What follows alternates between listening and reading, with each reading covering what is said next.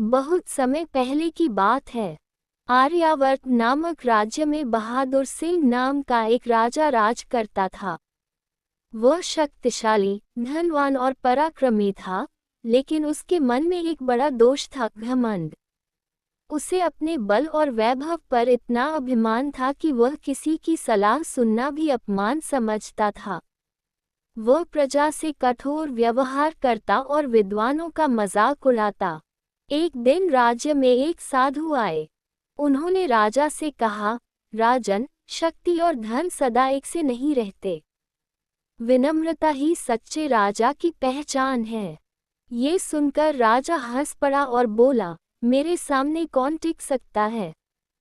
मैं ही इस राज्य का भाग्य हूँ, और जहाँ भाग्य होता है वहीं सुख होता है।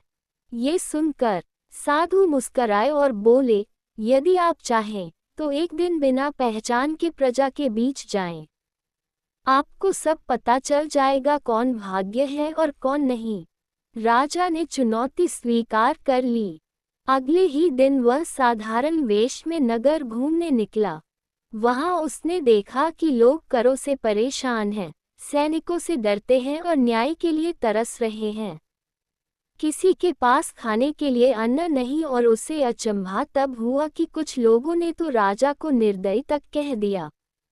ये सब सुनकर राजा का हृदय कांप उठा, और यह सब देख उसे पहली बार अपनी भूल का एहसास हुआ।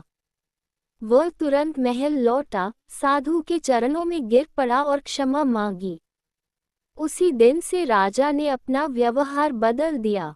उसने कर कम किए, न्यायपूर्ण शासन शुरू किया, और जिनके पास खाने को न था उन्हें अन्न उपलब्ध करवाया, और विद्वानों की सलाह मानने लगा। कुछ ही समय में राज्य फिर से खुशहाल हो गया।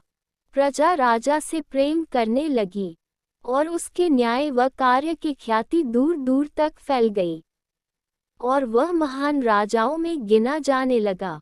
इस कहानी से हमें ये शिक्षा मिलती है कि घमंड मनुष्य को अंधा कर देता है, जबकि विनम्रता उसे महान बनाती है।